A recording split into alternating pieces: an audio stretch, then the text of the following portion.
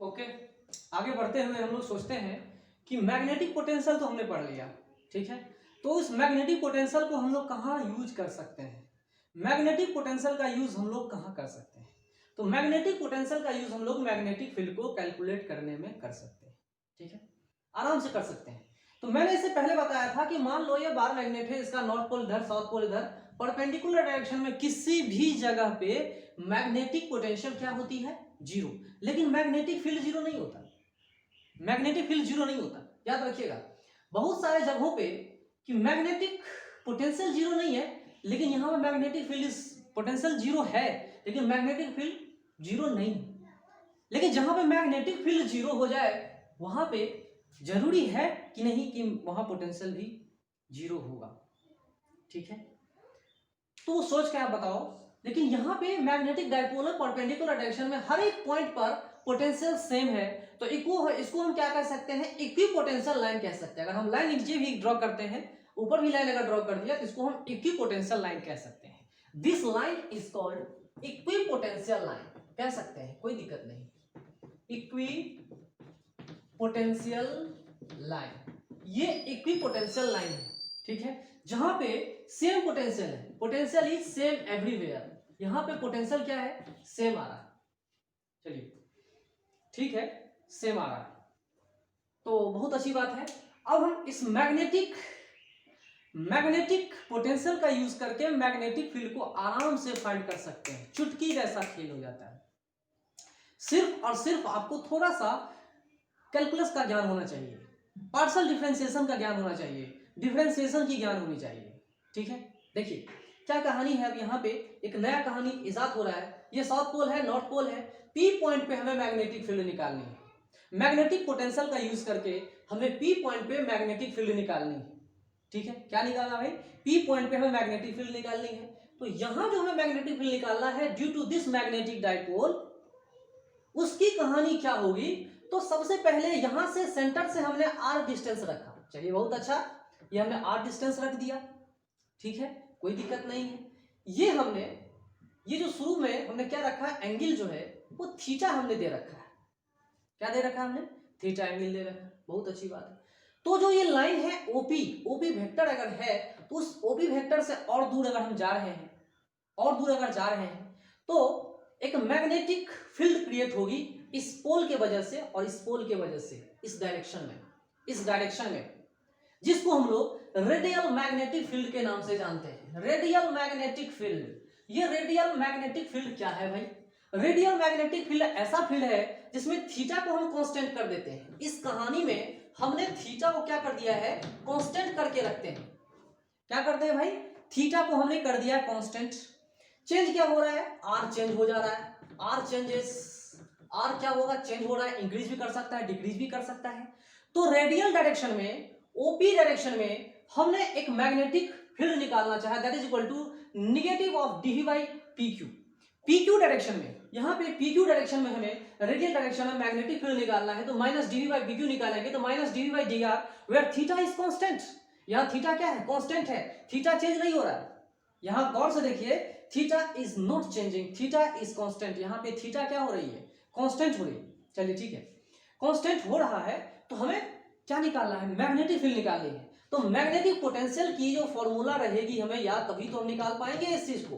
Mu naught upon 4 pi M cos theta by R square, यही तो एक magnetic potential due to a magnetic dipole तो निकला हुआ है। इतना तो फॉर्मूला जानते हैं। अगर ये याद नहीं है तो आप याद कर लो, याद नहीं कर पा रहे हो तो उसको डिराइव कर लो, क्योंकि ये बोर्ड में ही पूछ सकता है, खासकर इलेक्ट्रोस्टैटिक्स में तो बोर्ड में पूछ सकते हैं।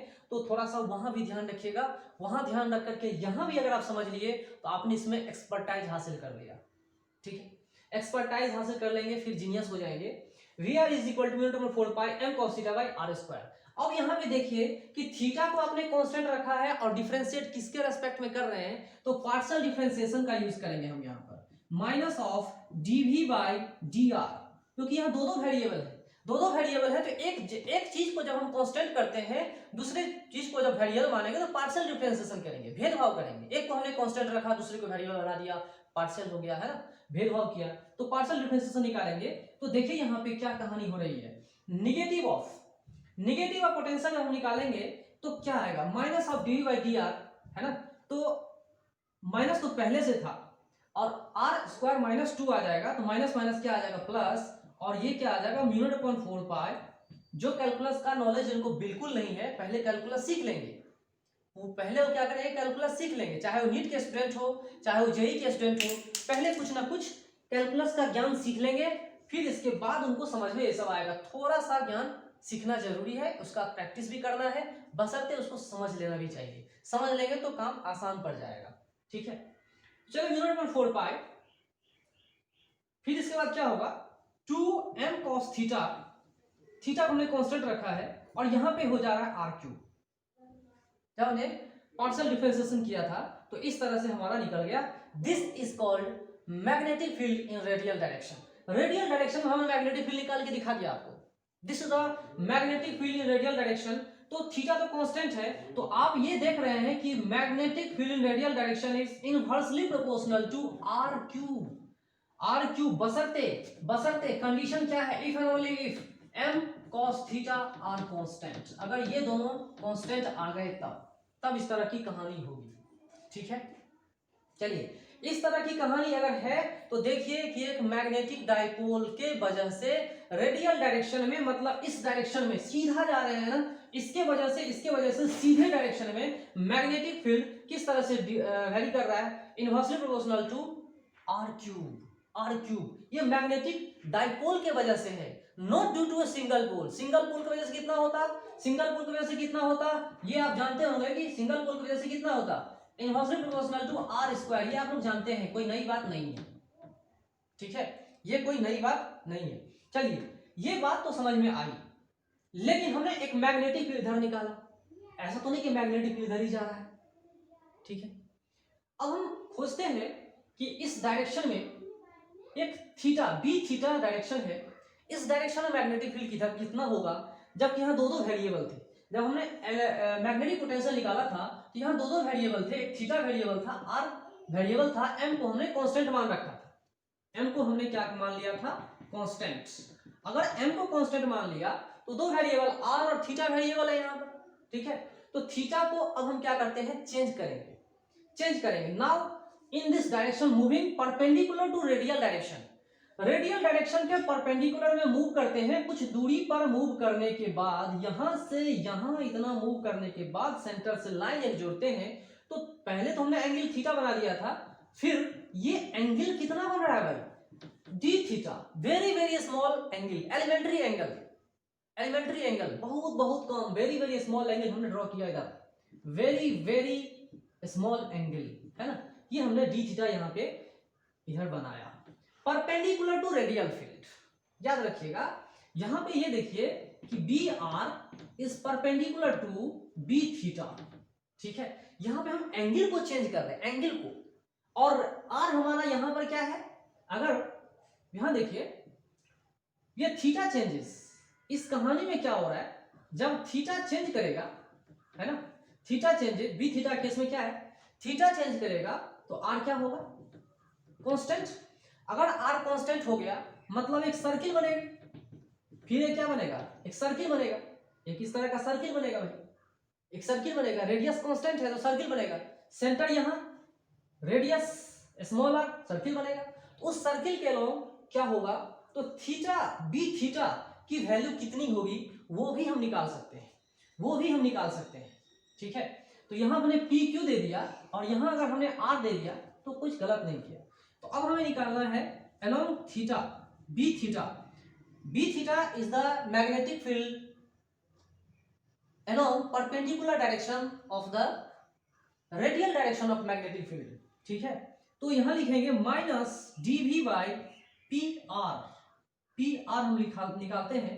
तो यहां पे देखिए dv बाई क्या निकालेंगे, dv बाई यहां थीटा हमने दे दिया, तो ये लेंथ कितनी होगी, तो ये लेंथ जो है वो कितनी होगी, आर डी थीटा होगी। ये स्मॉल एलिमेंटल डी एस जो लेंथ आ रहा है वो कितने होंगे, आर इंटू डी थीटा हो जाएगा, ठीक है। देखिए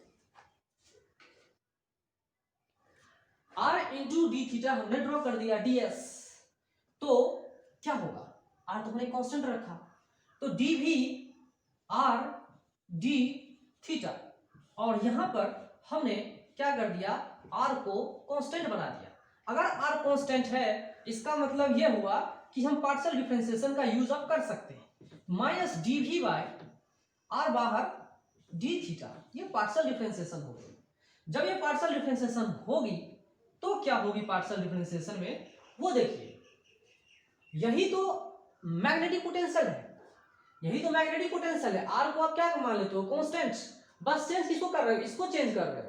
तो माइनस पहले से था, म्यू नॉट अपॉन 4 पाई पहले से लिखा हुआ है, एम कांस्टेंट हमने दे रखा है, और डिफरेंशिएशन अगर हम cos थीटा का मान लेते हैं तो माइनस साइन थीटा आ जा रहा है। माइनस साइन थीटा मतलब minus minus plus M sine theta इतना आ जा रहा है, डिवाइडेड बाय क्या होगा, आर पहले से था एक आर स्क्वायर, तो ये हो जा रहा है आर क्यूब।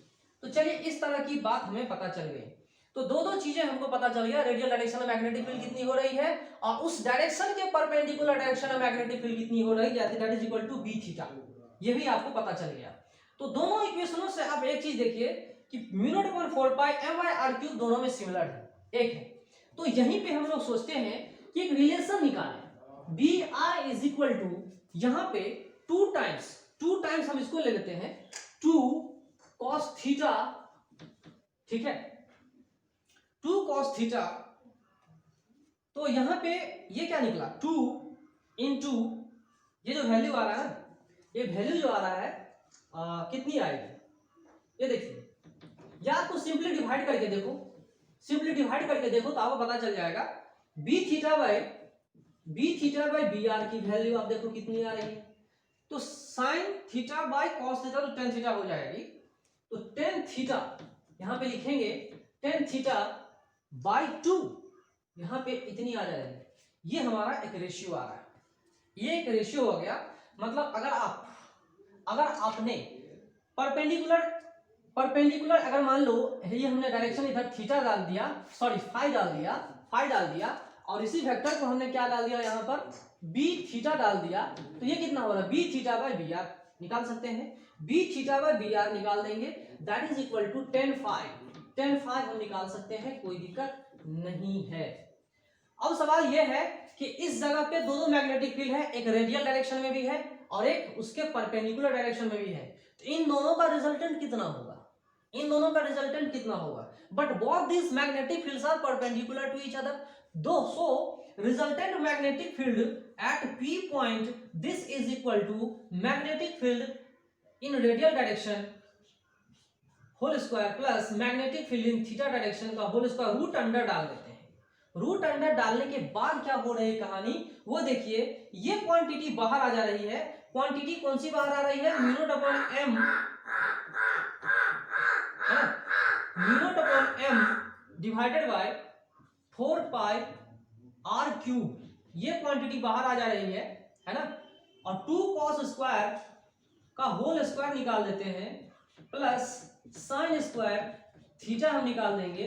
फिर कहानी क्या होगी वो आप देख सकते हो, ठीक है। ये साफ से नहीं दिख रहा है, ये है 4 पाई, है ना, प्लस साइन स्क्वायर थीटा, है ना, ये निकाल लीजिए। और फिर आप सोचिए, एक cos स्क्वायर थीटा तो 1 यूज करने में हो जाएगा, बाद में इस चीज का वैल्यू निकालना